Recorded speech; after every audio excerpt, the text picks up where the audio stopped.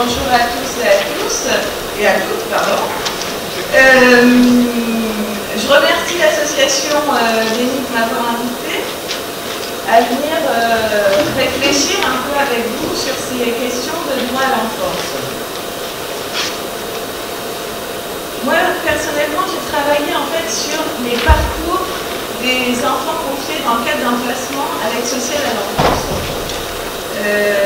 Du coup, si on essaie de mettre en perspective le droit à l'enfance, déjà s'interroger sur qu'est-ce que c'est l'enfance. Dans la perspective des âges de la vie, les sociologues disent que l'enfance, c'est le temps de la dépendance et de l'hétéronomie. La dépendance parce que les enfants ont besoin d'être entourés dans les actes et dans les tâches de la vie quotidienne, mais également l'hétéronomie dans la mesure où ils ont besoin de repères, ils ne sont pas en capacité de créer encore par eux-mêmes. Ils ont donc besoin de guides pour se construire et devenir par la suite des êtres autonomes. La difficulté de la protection de l'enfance, c'est qu'on ne parle pas seulement d'enfants, on parle aussi d'adolescents et de jeunes adultes dans la mesure où la protection de l'enfance prend en charge les mineurs et les jeunes majeurs jusqu'à 21 ans. Si on reste sur cette logique, préserver l'enfance, c'est donc assurer, donner des supports sociaux, des repères qui permettent de trouver une place aujourd'hui, mais également de trouver une place pour plus tard. Une place qui soit assurée, finalement, dans le fonctionnement du collectif. Donc, ce que je vous propose de regarder aujourd'hui, c'est la manière dont la collectivité vient guider les parcours des jeunes protégés. Donc, je vais m'appuyer en fait sur un travail qui a été réalisé en 2 temps. D'abord sur l'analyse de 350 dossiers d'enfants confiés. J'ai été regarder finalement le parcours, à quel âge ils sont confiés, pour combien de temps, où ils sont confiés, pour quelles raisons ils sont déplacés. Donc il y a eu cette analyse documentaire des écrits professionnels et également j'ai croisé cette analyse documentaire avec le récit des personnes qui sont concernées par ces parcours. Le récit à la fois de l'enfant qui est confié, le récit du parent ou des parents et le récit du professionnel qui a la meilleure connaissance finalement de ce parcours. Ma démonstration se fera en 2 temps. D'abord, je vais revenir sur ce que connaît l'enfant dans son parcours en termes d'expérience. Finalement, cette expérience commune du placement du point de vue de l'enfant. Et ensuite, je vous présenterai une typologie des parcours des enfants placés, une typologie en 3 types, placés, déplacés, replacés, qui croisera pour partie la typologie proposée aussi par Catherine Sellet. Et alors, du coup, les parcours que je vous présente, donc ce ne sont pas des parcours spécifiques dans un lieu d'accueil particulier, ce sont les parcours à l'aide sociale à l'enfance, donc qui peuvent évidemment rencontrer plusieurs types de lieux d'accueil. Alors, l'expérience du point de vue de l'enfant.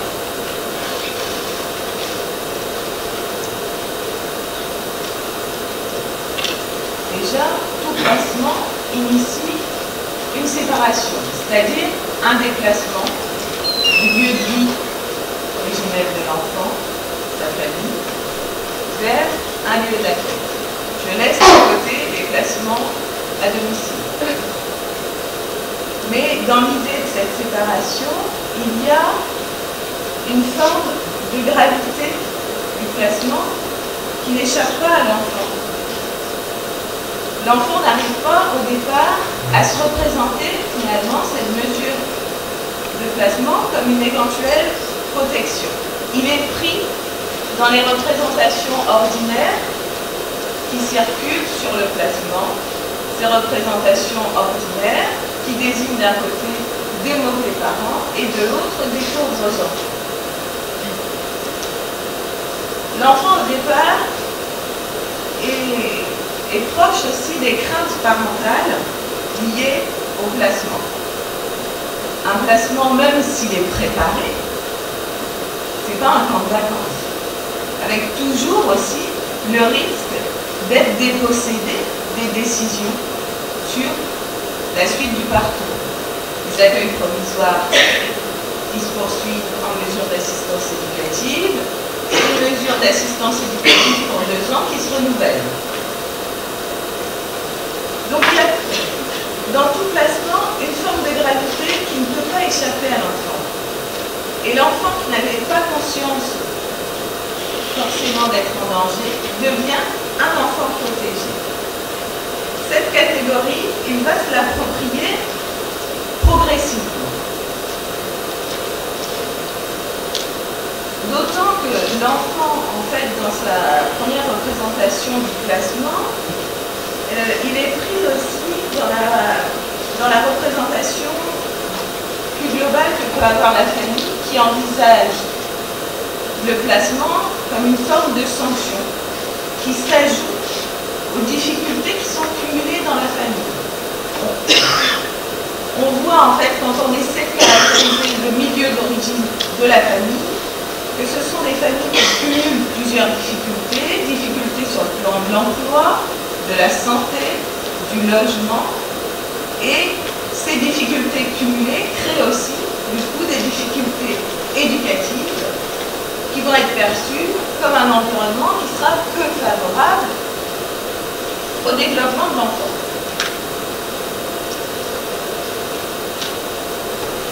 Dans ce premier temps du placement, il y a une distorsion entre la manière dont l'enfant peut penser la mesure et la manière dont le placement peut être présenté. Avec toute la difficulté qui est que dire à l'enfant. Même si on fait l'effort de venir présenter la version institutionnelle du placement, c'est-à-dire celle qui est consignée par les services qui sont porteurs de la décision, cette version, elle ne rencontre pas l'expérience de l'enfant. L'enfant va tolérer de sa vie familiale des éléments totalement différents de ce que les professionnels et les services de protection peuvent tolérer d'une vie familiale, des rapports parents-enfants, etc. Donc on a cette distorsion. Cette distorsion, elle va alimenter aussi le positionnement que l'enfant va devoir prendre dans le placement. Ce positionnement, il va correspondre à une double dynamique d'abandon. À la fois le sentiment d'être abandonné, c'est-à-dire l'enfant va se percevoir comme son seul ami, quand les uns se méfient des autres, des professionnels des parents des professionnels. L'enfant va devoir se situer un moment. Mais également, il va devoir abandonner sa vie telle qu'elle existait avant. Donc on a beaucoup parlé des liens avec la famille, mais on peut aussi parler des liens avec les camarades d'école, avec les petits voisins, avec ne serait-ce que l'environnement en fait, géographique de proximité, les commerces où l'enfant avait l'habitude de se rendre. Donc on a en fait tout un environnement qui va disparaître et qui va être en quelque sorte à abandonner ou en tout cas mettre entre parenthèses. Donc ce sentiment d'avoir été abandonné et le fait d'abandonner à son tour vont être vécus par l'enfant comme honteux et se voir procurer un lieu d'accueil légalement. Alors, ce premier sentiment va se déplacer au fur et à mesure en fait, de l'expérience du placement. Parce que l'environnement nouveau va progressivement devenir un environnement familier. Le lieu d'accueil sur lequel on arrive, où on se confronte à de nouveaux modes de vie, à de nouvelles valeurs, à une nouvelle culture, etc., va, de manière progressive, devenir du quotidien, du familier. Et c'est dans l'expérience de ce quotidien que l'enfant va fabriquer de nouveaux repères. Le sentiment de sécurité de l'enfant va se reconstruire à mesure que cet environnement physique, social et humain devient familier. Alors, cette appropriation du nouveau lieu d'accueil, donc elle est progressive et elle rentre aussi en dialectique avec ce qui s'est joué au moment de la séparation. Parce que dans la manière dont l'enfant pense son placement, en général, au début, il le pense comme provisoire. Il se raccroche finalement aux derniers mots des parents qui sont en général « on vous laissera pas »,« je te laisserai pas »,« je viendrai te chercher ». Donc l'enfant, il est pris en fait dans ce qu'on lui a dit et personne n'est en capacité de lever le voile sur les temporalités de ce placement. Ce qu'on a dit justement, les mesures se renouvellent, qu'on revoit le parcours au fur et à mesure de la prise en charge, et donc ces questions des temporalités ne sont pas claires. Donc l'enfant, il se retrouve dans un espace-temps où il a peu de repères, et dans un espace social qui est très différent, où de fait, il va manifester une forme de méfiance.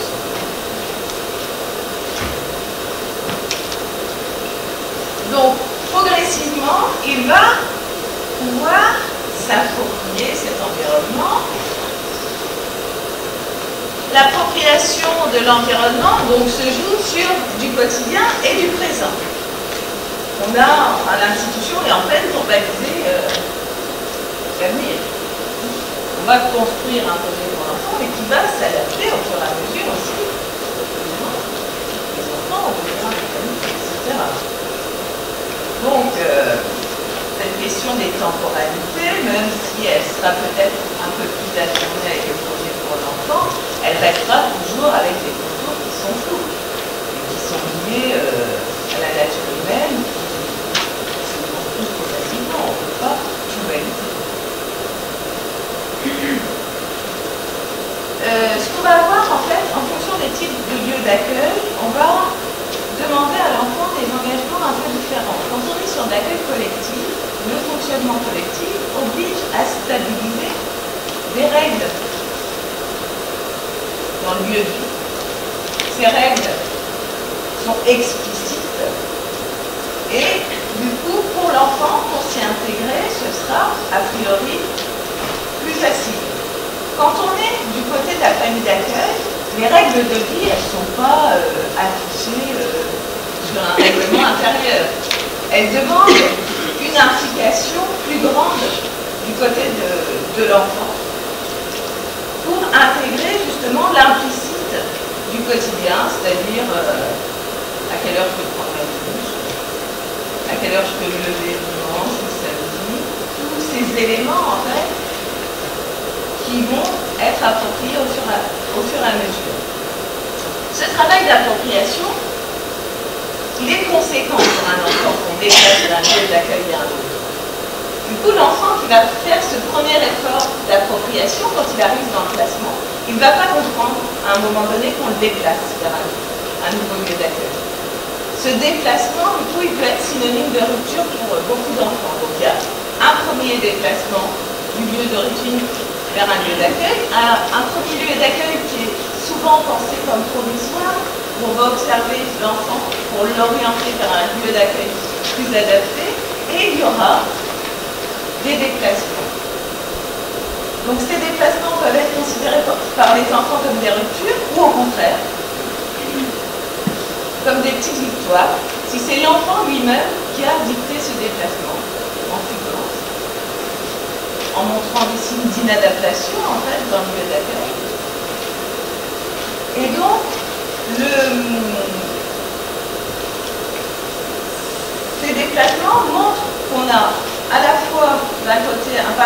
validé par l'institution et les possibilités qu'elle peut offrir, mais on a aussi un parcours qui peut se gérer à partir de l'enfant. Pas forcément ce qu'il dit, mais ce qu'il fait. Les actes qu'il pose sont en inadaptation aussi au lieu d'accueil, qui peut inviter à des formes de déplacement. Au-delà, en fait, de cette expérience commune du placement, on va avoir des parcours nuancés en fonction de l'âge de l'enfant au moment de son placement, en fonction aussi de la durée de son parcours, en fonction des supports qu'il va pouvoir mobiliser du côté de l'accueil et du côté de sa famille d'origine. Pour caractériser cette diversité,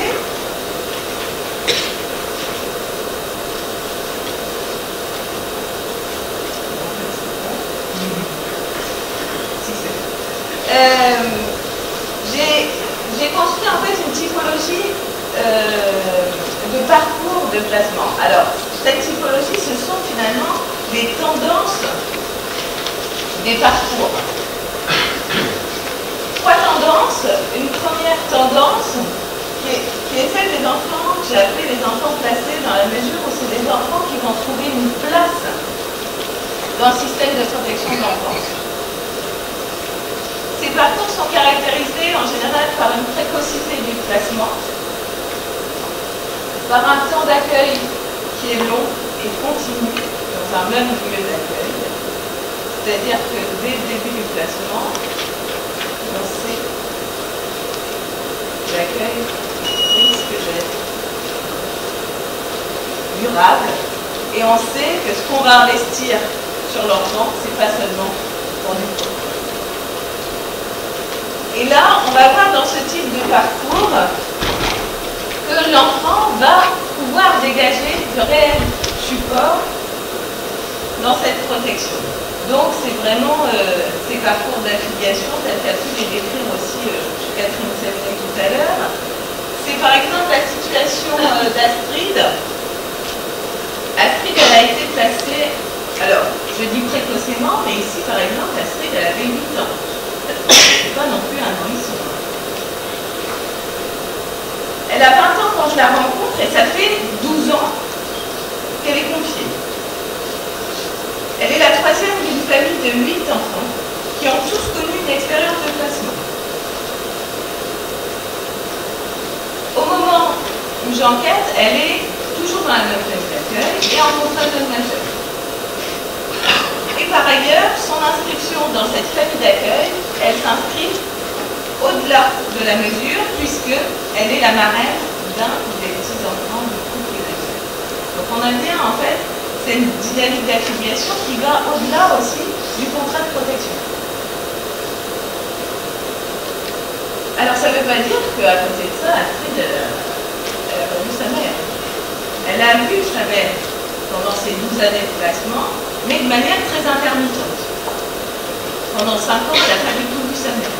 Et là, au moment où je la rencontre, sa mère vient de se marier. Et au mariage, elle a invité aussi les membres de la famille d'accueil. Donc ici, Astrid, elle se reconnaît dans 2 familles. Mais elle confère à chacune d'elles une place et un rôle particulier. C'est toujours cette question, enfin, les enfants sont en difficulté pour dire qui est ma vraie famille. Est-ce que c'est celle des origines ou est-ce que c'est celle du quotidien?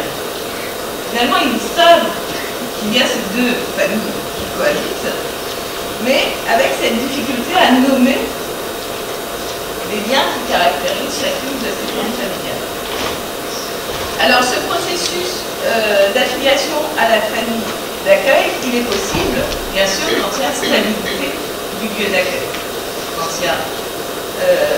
il y a des mouvements, il n'est pas forcément possible.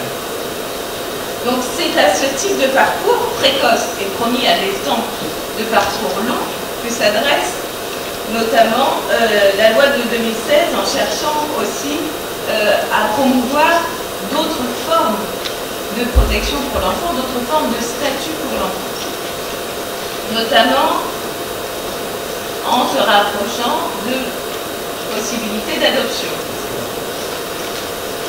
Alors, cette révision, enfin ce mouvement qui vise aussi à passer du côté de formes de solidarité privée, interroge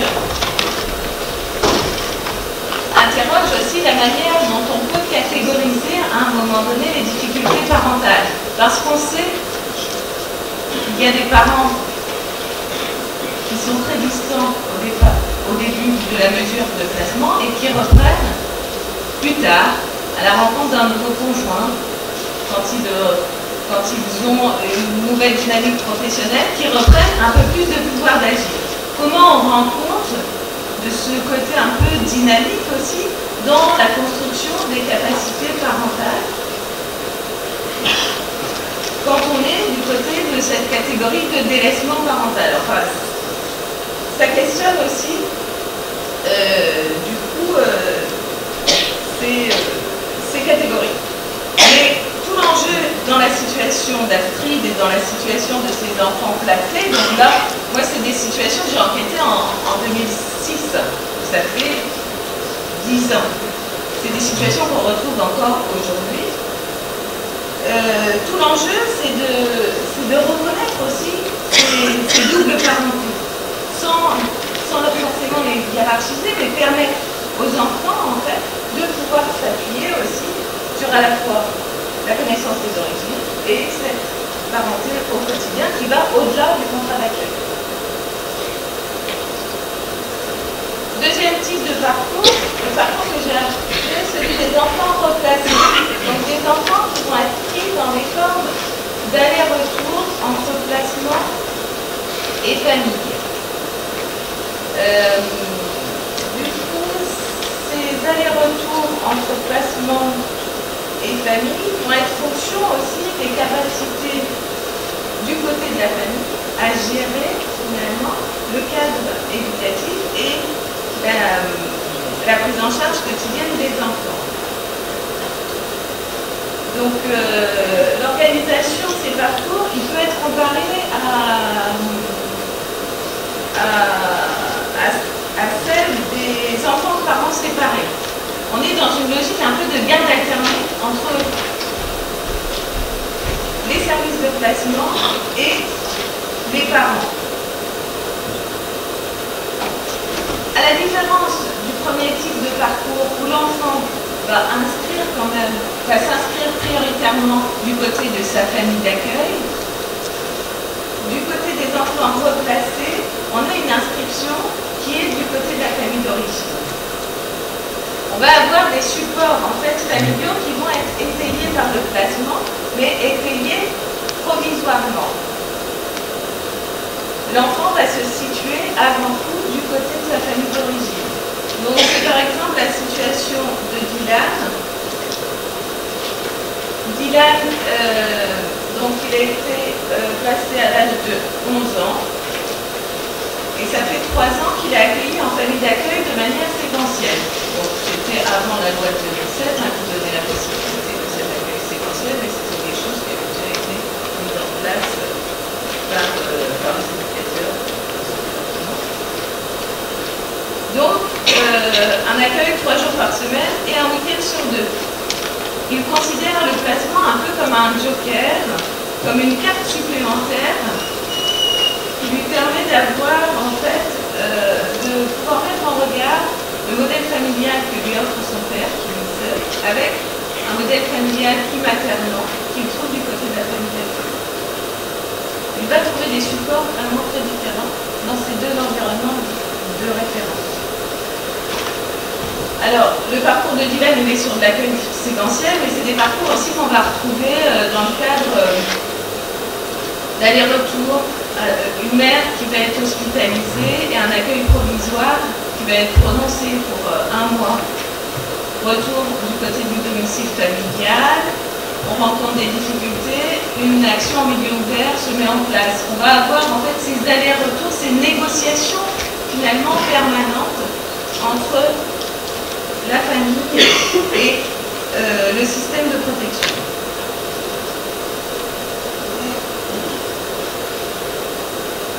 Donc ici, la tâche enfin, les liens qui sont partagés au sein de la communauté d'accueil ont une visée qui est inscrite seulement sur le temps d'accueil. Ils ne s'inscriront pas au-delà, car le soutien est provisoire, le temps d'accueil familial et ou de l'émancipation de l'enfant. Le réseau relationnel existe et il se situe surtout du côté de la famille d'origine, mais il est fragile en termes de ressources. C'est pour cette raison qu'il y a une ou des mesures de placement. Donc l'enjeu dans ce type de parcours, c'est d'accepter des parentalités qui soient partielles. Au quotidien, en tant que parents, on délègue tous une partie du travail éducatif, de soins ou de garde. Ici, c'est accepter que l'aide sociale à l'enfance aussi puisse réaliser ce travail sans pour autant se représenter les parents comme défaillants dans leur tâche, mais en tout cas partager une partie de ces tâches. Dans le parcours de Dylan et d'Astrid, la stabilité des supports offre des repères et des modèles d'identification aux enfants. Donc pour les enfants que j'ai appelés les enfants placés, ceux qui trouvent une place, c'est le lieu d'accueil et le plus souvent ce lieu d'accueil est caractérisé par du familial. Ce sont des familles d'accueil. Pour les parcours des enfants dits replacés, c'est la famille d'origine qui demeure la figure familiale principale. Par contre, on a un troisième type de parcours qui est un peu plus problématique, c'est le parcours de ceux que j'ai appelés les déplacés. Donc c'est des enfants qui vont être caractérisés dans leur prise en charge par une diversité de prise en charge. Ils vont être amenés à changer de lieu d'accueil. Alors pour certains, une fois va suffire à les désaffilier. Pour d'autres, ça va être 2 fois, 3 fois, 4 fois, encore des dossiers, je crois que c'était 27 fois dans l'espace de 15 ans. Donc, ce sont aussi des changements en général d'établissement scolaire, de référents professionnels qui découlent de ces changements de lieu d'accueil. Donc là, on a des enfants qui n'ont pas de lieu de placement fixe, qui n'ont pas de figure socio-affective non plus stable sur lesquelles ils peuvent se reposer. Ils sont en général assez défaillants sur le plan de leur projet. Et donc là, on a des enfants qui s'inscrivent dans une dynamique de désaffiliation. C'est ces enfants aussi qu'on appelle, enfin que les institutions appellent les incapables, parce qu'ils posent de réelles difficultés aux structures pour trouver une place pour les mettre à l'abri. Donc c'est la situation de Gilda. Il est âgé de 15 ans et il est placé depuis 9 ans et déplacé de foyer en famille d'accueil, de famille d'accueil en famille d'accueil, de famille d'accueil en foyer. Donc il a séjourné dans 4 familles d'accueil et 2 foyers. Les durées de ces placements sont variables, mais il montre à chaque fois la grande difficulté pour Gilda à trouver sa place. Il a le sentiment, à chaque fois, de ne pas avoir de place. C'est lui qui demande le changement, alors que le dernier changement, c'est lui qui l'a demandé de manière explicite au juge. Pour les précédents, il a posé, en fait, des actes inadaptés dans les lieux d'accueil qui l'ont amené à changer. Donc ici, dans ce type de parcours, il n'y a aucune figure stable. Et le bagage scolaire de ces enfants est également, en général, plutôt abîmé. Gilda, par exemple, il est en classe relais. Le parcours géographique de déplacement défait constamment les liens avec l'avant-placement. Sont en général pour ces enfants peu maintenus, c'est-à-dire que c'est des enfants qui se retrouvent pas placés non plus avec d'autres membres de la fratrie. Ils sont isolés dans la prise en charge. les liens avec les lieux d'accueil précédents, c'est-à-dire les enfants qu'ils ont pu rencontrer dans les lieux d'accueil qui précèdent. Les liens avec les professionnels ne sont pas pensés. C'est des enfants qui ont étendu leur réseau, mais finalement c'est un réseau sur lequel ils ne peuvent pas se reposer. C'est des enfants qui peuvent avoir de grandes capacités relationnelles, mais ils ne comptent pour personne et ils n'ont personne sur qui compter. Donc c'est vraiment un type de parcours qui est problématique. De réussir à inscrire quelque part ces enfants et souvent réussir à les inscrire malgré eux. Ce que je voulais vous dire aussi, donc là, dans le parcours de Gilda, on a beaucoup de lieux d'accueil. Mais dans certains parcours, c'est un déplacement à l'âge de 15 ans ou 16 ans, après avoir vécu 10 ans dans le même lieu d'accueil, qui va créer cette désaffiliation. Parce que les liens qui ont été construits dans le premier lieu d'accueil ne sont pas pensés dans leur pérennité. Et on va avoir tout à reconstruire finalement, à arriver à l'aube de la vie adulte, et ce qui pose aussi des problèmes significatifs.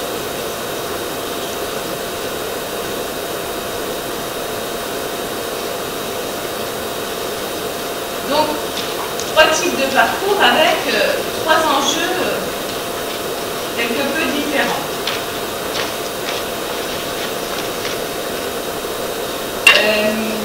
Alors, si on regarde les logiques dominantes du côté de la protection de l'enfance, il y a un sociologue qui s'appelle Robert Captel qui dit que l'intégration, on peut la mesurer aussi par le croisement d'une intégration du côté de l'emploi et d'un réseau relationnel fort. Quand on regarde des enfants qui sont placés, donc ces enfants ont plus à construire d'acquis derrière eux. Si on regarde la manière dont finalement on construit le bagage scolaire qui est un peu aussi le pass pour avoir une place sur le marché du travail, et qu'on regarde le réseau relationnel, la manière dont le système de protection soutient les liens dans le placement, on peut avoir une idée un peu de la place aussi qu'on construit à ces enfants. Du côté du réseau relationnel,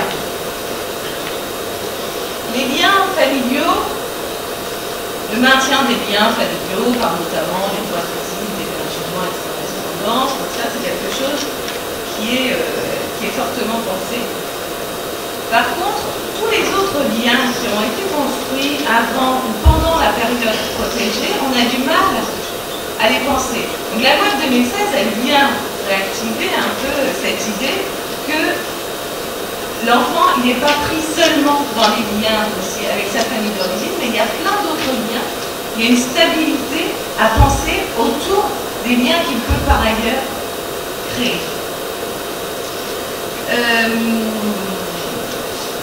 Donc, ce que je voulais vous dire également, concernant le bagage scolaire, c'est que ce bagage scolaire, il va être fortement indexé aussi sur les temporalités de la protection. Et Catherine Segnet disait tout à l'heure, en population générale, l'âge de décohabitation est de 24-25 ans.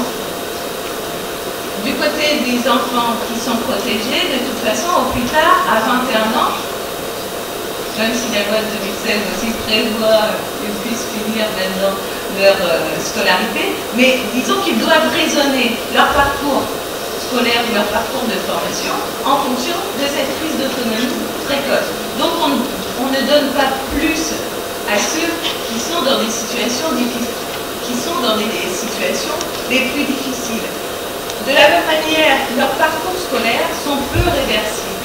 La possibilité de se tromper, la possibilité de revenir en arrière sur le choix qu'on peut émettre, elle est très faible du côté de la protection de l'enfance. Et enfin, quand on voit la manière dont les mesures trient les parcours qui vont être soutenus à partir de la majorité, on va avoir en fait, par la logique de contractualisation et la logique de projet, des mineurs, enfin des jeunes majeurs qui sont déjà les plus forts dans leur projet. Vous voyez bien que les enfants qui posent le plus de problèmes dans la minorité, les enfants dits déplacés, qui ont du mal à percevoir que la protection peut leur permettre dans la minorité, ce sont des mineurs qui ne vont pas chercher à être protégés dans la majorité. Donc, ces mineurs qui sont désaffiliés dans le cadre de leur parcours pendant la minorité ne seront pas réaffiliés non plus au moment du passage à l'âge adulte, dans la mesure où ils sont hors cadre d'une protection jeunes majeurs. C'est des jeunes qui sont incapables de formuler un projet et de voir l'intérêt d'être protégés dans leur majorité. Du coup, le passage à la majorité, il sélectionne aussi les parcours qui vont être soutenus. Les parcours des enfants dits placés vont être parrainés en quelque sorte dans le passage à la majorité. Ils vont être parrainés par la famille d'accueil qui va transmettre aux enfants les codes qui sont attendus par l'institution aussi pour avoir ou obtenir ce contrat jeune majeur. Les enfants replacés, par eux-mêmes, ils verront l'intérêt d'obtenir une protection dans la majorité, dans la mesure où ils ont toujours mis en regard les ressources qu'ils avaient du côté de chez leurs parents, de celles dont ils peuvent bénéficier du côté de la mesure de protection. Par contre, du côté des enfants déplacés, c'est compliqué, difficile, d'autant plus qu'en général, les institutions ne souhaitent plus protéger ces enfants qui posent tellement de problèmes quand ils sont mineurs, tellement de problèmes pour leur trouver une place, que quand ils sont majeurs, ben, finalement, c'est aussi une forme de soulagement de les voir partir. Je vais conclure.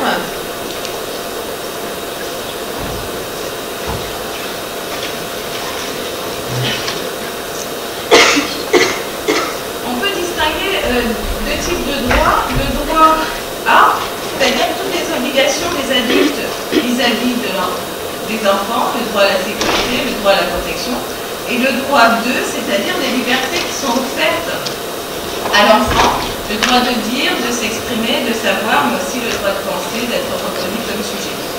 Depuis une trentaine d'années, le droit invite de plus en plus à s'intéresser au point de vue de l'enfant, mais les sciences sociales aussi ont étendu leur regard du côté de l'enfant en considérant que ce n'est pas un simple produit du monde social, mais qu'il est également lui-même producteur du monde dans lequel il évolue. Donc formellement, on laisse de plus en plus de place à l'enfant pour qu'il définisse lui-même son projet, pour qu'il réajuste ce qu'il a été pensé pour lui, pour qu'il soit informé du cours de sa prise en charge. On va chercher à mettre le point de vue des enfants en perspective de celui des adultes, qu'ils soient professionnels ou parents d'institution. Finalement, l'intérêt de l'enfant, c'est le produit d'un processus de concertation, de négociation.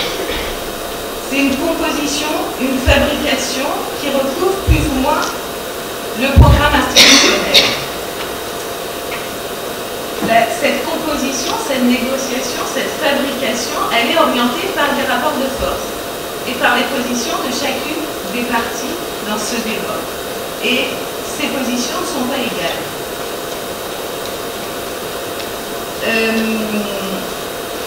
On est dans un puzzle de référence au sein duquel se construit l'expérience sociale de l'enfant. Expérience spécifique de l'enfance, mais aussi une expérience qui est commune avec celle de l'individu moderne, incertain, que les sociologues définissent comme devant se produire lui-même. Alors le propre du métier d'enfant, c'est à la fois de pouvoir se produire lui-même, mais c'est également d'avoir un statut particulier. Il y a un philosophe qui parle en fait d'un statut d'égal paradoxal, car si l'enfant est dorénavant l'égal des adultes en termes de droit,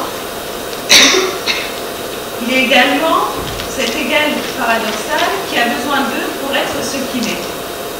J'ai essayé de montrer la marge qu'il existait entre une intention de protection par la mesure de placement et finalement le sentiment de sécurité que peuvent développer les enfants. Ce sentiment de sécurité, il est fortement lié à la stabilité et à la durabilité des supports dans est mise à disposition dans l'un ou l'autre des interlocuteurs, que ce soit du côté du placement ou de la peine. Cette stabilité, l'institution qui cherche à protéger est en difficulté aussi pour la garantir. Elle est en difficulté parce qu'elle doit, à côté de ça, garantir aussi le droit de chacune des parties, de chacun des acteurs en présence, le droit des parents de pouvoir maintenir le lien familial même s'ils sont en grande difficulté, le droit des professionnels à partir en congé sans les enfants accueillis, avoir de la mobilité professionnelle, même si c'est une mobilité, du coup c'est un changement de référence pour les enfants qui peut être synonyme de rupture, et le droit des enfants à s'exprimer contre la prise en charge, alors même que le droit à l'enfance les contraint à être protégés, malgré ces droits. Ces droits en tension construisent des parcours nuancés. Chaque partie doit être représentée et débattre, parce que accompagner l'enfance, c'est pas une tâche facile, et c'est pas plus facile pour la collectivité que ça ne l'est pour les parents.